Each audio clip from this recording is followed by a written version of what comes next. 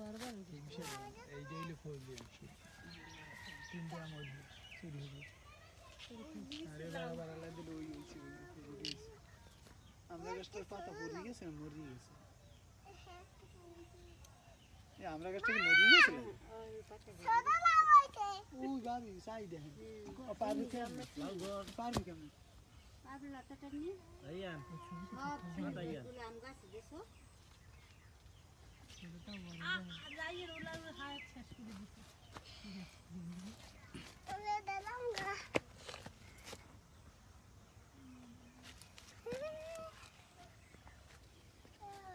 zoom দেওয়া যায় না